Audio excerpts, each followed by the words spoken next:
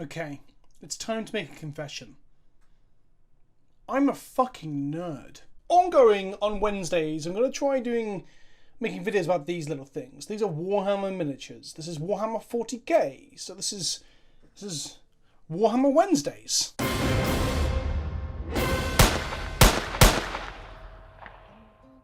In the first of these videos today, I'm going to talk to you about why I've started collecting these things and why I think other people should too. If you're new here, I'm Vince, also known as PleasantKenobi on the internet. I usually make videos about Magic: The Gathering, the Wizards of the Coast intellectual property involving little cards that depict dragons and monsters and elves all, fucking each other up. But Magic has been a heavy game to be so super into lately. We've had quite significant power creep, we've had older formats being damaged by said power creep, we've had new mechanics that are quite frankly fucking absurd. So making Magic content day in, day out as my job, although a dream, it can be a little bit, I know, I'm fearful of burnout. So for that reason I was like, what other things can I kind of get into or do as an alternative? And these little guys have been something I've been wanting to get into for a very long time, but I've never really took the plunge. I've always been afraid. So Warhammer 40k miniatures have been quite the respite, quite the breath of fresh air compared to the ongoing issues around Magic. To clarify, I'm not changing from being a Magic content creator. I'm still going to play Magic. I still love Magic. My shelves were adorned with so much Magic. But I've always wanted to, and I spoke about it on the channel before, of doing a bit more variety content to spice up my life, and this is an attempt at that. I took a week off from Magic and content in general last week, and I was a bit ill, so I needed some time off, and I ordered a load of Warhammer minis and paints, and set to work building, gluing, and painting. What you see in front of you now is the culmination of just over a week's work. I mean, it was quite a chilled deep dive. It was pretty deep, I'm not gonna lie, I went balls deep into it, but I spent possibly dozens of hours watching Warhammer based YouTube content, especially the painting tutorials and all the miniature modelling tutorials. I spent several hours poring over eBay and model sites trying to figure out what the best way to buy things was, and even more time trimming, cutting, gluing, priming and painting. You could easily say I was a noob before I started all of that. I'd never done anything in my adult life, but I wasn't a total and complete utter noob. I had played when I was a kid. As a young boy, I was your archetypal nerd. I loved video games, Magic: The Gathering, Pokemon, Warhammer, and any Dungeons & Dragons like derivative or rip-off I can get my hands on, because I never got to actually play real D&D until much later. Yeah, Warhammer Quest and that sort of shit. I was introduced to Warhammer during 2nd edition. I was gifted by my sister's partner at the time a load of Gretchen and Orc warriors, and I had one of those Orc attack bikes that I thought I could fly. Yeah, this is before Orcs got changed to be all like gritty and salvaging other people's stuff, and before then they were kind of like comedy Mongolian horde across the plains look. Yeah, anyway. Fucking yeah. I was super young at this point, and I don't really recall a whole lot about all this time in my life, and I didn't really know what the fuck was going on. Remember, I'm only 21, and 2nd edition came out in 1993. You do the math. I had a super nostalgic trip watching Midwinter Minis unbox 2nd edition and paid up some Gretchens with classic 90s paints. I'll put a link to that video in the description and the cards to this one. I recommend anyone who played Warhammer at that period in time goes and checks that out. Then, 1998. We had Armageddon, Windows 98, The Mask of Zorro, All Saints, George Clooney, I think he was in ER. I remember seeing adverts for it on Sky or something. My parents never watched it. But more importantly, Warhammer 40k 3rd edition, the big black book came, the BBB. I think I got it for Christmas, and I ended up painting up my armies as Blood Angels, perhaps because someone randomly bought me the only codex they could find in, like, I don't know, Woolworths or wherever they got the codex from at the time. That said, I do remember being rather enamoured with Warhammer Monthly, which was like a monthly comic book my mum used to get me from Londis. And it had like different Warhammer stories, both in fantasy and 40k in it, and there was this Blood Angel troop or squad that was stranded on some sort of hellscape world during a perpetual battle inside the warp or some shit. I don't know. I've since found out from some googling and some looking on eBay and Wikipedia and similar that Captain Leonatus was his name. This is one of the covers. I might try and pick up these trade paperbacks because that is a blast from my youth, and it's probably one of the reasons why I feel so connected to the little red spacemen.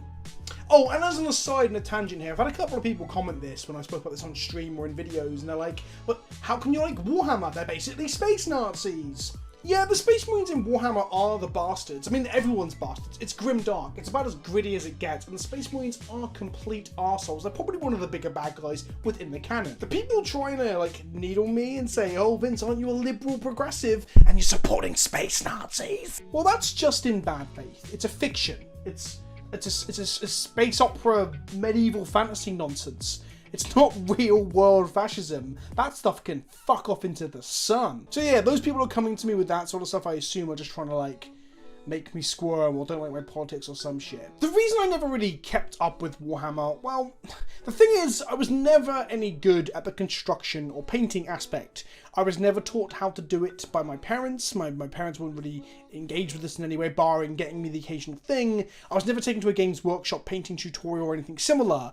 My parents basically left me to my own devices for a lot of my childhood, with a basic paint kit that I got at some point, maybe even a hand-me-down, some glue, and whatever second-hand models for the most part I could pick up off of a car boot sale. That was kind of where my introduction to and development and involvement with the hobby ended as a kid. For that reason, I've always had a weird relationship with Warhammer. I stuck it out with Magic from day dot. I always played Magic on and off, but Warhammer I eventually sold my minis and never went back.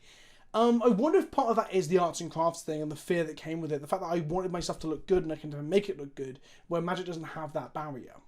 I basically ended up always telling people that I love the aesthetic, the fluff, the flavour, the absurdity of 40k, and the idea of playing a tabletop wargaming and like rolling all those dice and firing fictional gunshots across the table at my friends sounds great, but never the idea of putting them together or painting them because I was afraid they would look shit. I guess I was literally scared from joining back into the hobby that I actually remember very fondly from when I was a kid. It turns out I'm actually alright at it. It just goes to show that with the time and resources available to you, with like things like the wealth of knowledge and information on YouTube, for example, about things like miniature painting, you can really learn and develop skills you never thought you'd be able to. So I've kind of fell in love with it. As the first couple of minis got finished, and my wife said, you're not as bad as you thought you'd be, and I felt a pride of how they came out. I started buying more minis. Maybe I've got an addiction now. I started swapping shoulder blades out and helmets and getting adventurous with bases. And now I'm kind of obsessed and can't wait to paint and build and construct more. But some of you are probably wondering why Warhammer of all the hobbies. I mean, I recently repurchased Skyrim and started replaying that again for like a nostalgia itch. And that was fun and everything. But I've always wanted to get back into Warhammer. It's pretty fucking different to Magic. It's kind of like multiple hobbies in one. The putting the minis together is quite creative. You can fuck about with custom parts, convert models, do what they call kit bashing, where you add parts from other model kits to your model set that you've got in front of you to make your stuff unique, and that is a big lure for me.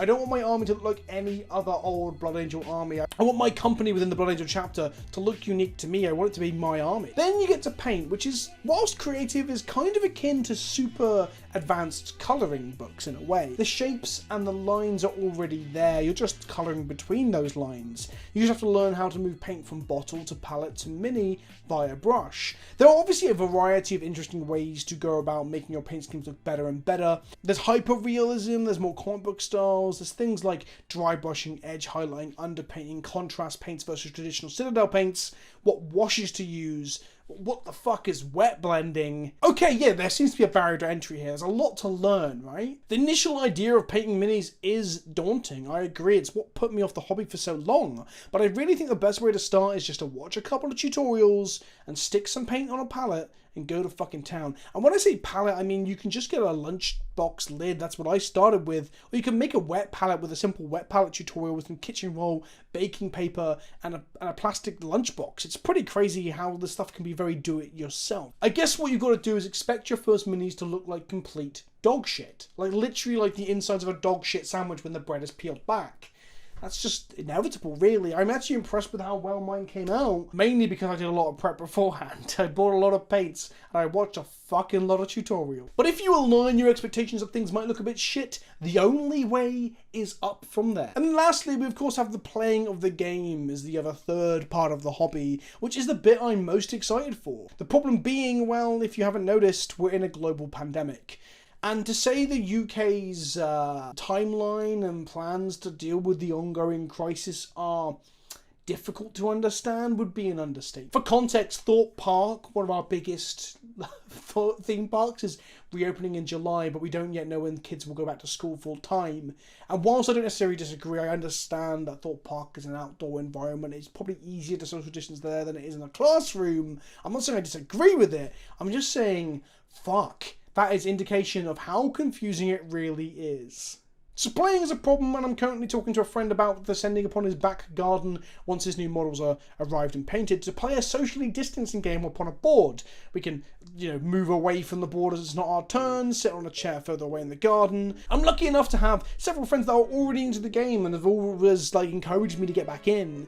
I've got friends who are getting into the game just by chance at the same time I am, and some have been inspired to pick up their paintbrushes because of how much I've been gushing about it and posting about it on Instagram. And that's right, follow me on Instagram if you want to see more of my painting. That's where I post a lot of model pictures. Now, some of you are going to be saying, but Vince, it's so expensive. And to an extent, you're right, but I don't necessarily think that statement is fair. I think we have to unpack it a little bit and give it some context. It's both true and not true, right?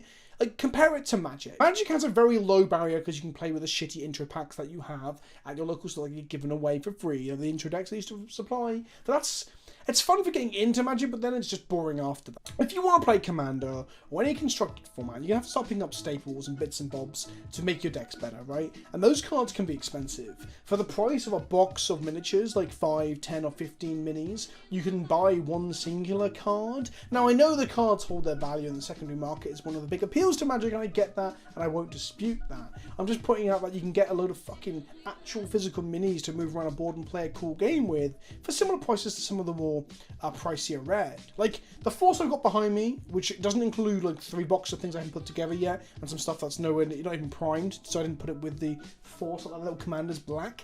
He's just primed. He's not painted yet. But that Force there cost me less than 1 Volcanic Island. I'm actually going to be selling some of my legacy cards, not just to fund that, just to get out. I've got too much stuff that I've accrued over the last 6 or 7 years of playing Eternal formats. And that's the price of 1 Volcanic Island. No, less than 1 Volcanic Island. That's 4 Sculpting Tarns at most. And that's not even a complete deck for the older formats of Magic. And I've got a full-on army going. I mean, I started with this set here, the Primaris Easy to Build set, straight from Games Workshop. Now, I think it was a good recommendation from my friend to see if I can get back into the hobby and enjoy it. And I enjoy putting them together and gluing them and painting them. It's also the easy to fit together things if you're scared about how fiddly the pieces are. It's a good set to start with. But the Intercessor team in there, the 3 men here, and the Reavers, the 3 men on the right, yeah, you can't field them as teams of 3, so there isn't actually a playable out-of-the-box box. Thanks for that, Games Workshop. This is £65 for 9 Marines and a Dreadnought. I wouldn't recommend this as a jumping in point, like I said, because it's not really an army, but compared to how much several cards can cost to play a top-tier deck, and even standard for that matter, look how much Uro is right now, it's not that expensive. Goldfish has Uro at $50 you play 4 of those, that's $200 for 4 cards. You haven't got a deck yet.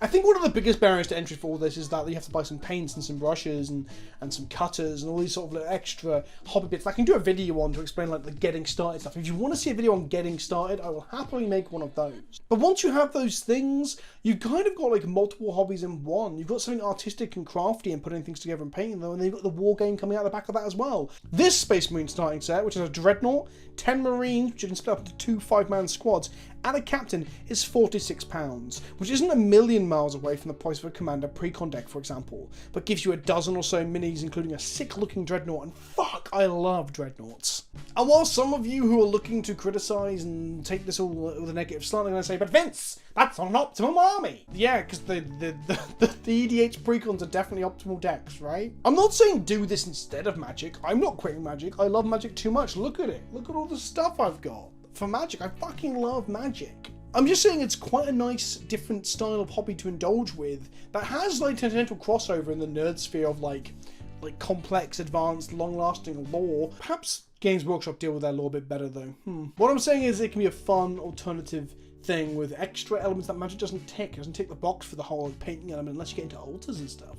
There's also another way to get into 40k that doesn't involve having to build an entire regiment of soldiers, and it's called Kill Team. A few friends of mine are getting into this game as well, where you field a smaller squad of elite units against each other in smaller skirmishes. Part of the appeal of the force I've put together is that I can pull out a few individual models to put together a kill team, so I can just play 5 of the models I've got here as the kill team and play in these smaller skirmishes with my friends. I'm excited to roll some dice and play some games. I guess in some ways you could say it's a weird time to get into the hobby because of the fact that we're going to struggle to play. I know some people do play on Tabletop Simulator, and that's something I might look into. But ultimately, the hobby crafting element has actually kept me going. I'm enjoying this. It's just hyping me up more and more for actually playing. In some ways, with Magic Arena, Magic Online, having constant access to Magic has spoiled me in a way. Having to wait to play my games, that's a feeling that I haven't had with Magic for, what, half a decade. It's exciting to go on a new journey, to get into a new hobby. It's one steeped in both nostalgia, as I slowly pick up all these old models I had as a kid off of eBay. On the case of that drop pod over there, pick up some models I could never afford to get a hold of as a kid. It's one part nostalgia, and one part learning something new with the modelling and the painting, and I'm really fucking enjoying it. And lastly, another good reason, and probably the best reason to get into Warhammer right now is A, Kill Team is a great onboarding ramp, and I'll talk more about Kill Team in videos in the future once I've got around to actually playing some of the fucking game. And 2, 9th edition Warhammer 40k is coming out. We're currently in 8th edition, 9th edition, the new core rulebook is coming. It's later this year, it's just been announced. It was announced literally the weekend before I thought, you know what, let's order some minis and start playing. So it's a great time to jump in because the rules are going to be changing and giving you a good onboarding element, whilst also not erasing all of the books that currently exist for 8th. It's meant to be almost like 8.5 is the discussion. Whether it will be like that, I don't know. Hell, I need to play some fucking games of Warhammer before I comment on that. But I'm looking forward to it. It's exciting. It's an exciting time to get into Warhammer. So welcome to my Warhammer journey. Hopefully you found this video at least mildly interesting, to give you some food for thought. Let me know in the comment section down below how you feel about this kind of content. I will probably do some videos on painting, some videos on actually playing, some videos on my armies and what I end up playing with, as well as perhaps some lore stuff. But it'll be spread out and sprinkled in amongst the magic. It's just a nice palate cleanser for Magic, especially when I'm not so balls deep that I'm complaining about the competitive meta all the time. So let me know, do you have a Warhammer 40k team, a kill team, an army? Are you thinking of getting back into the game? Have I inspired you to do so?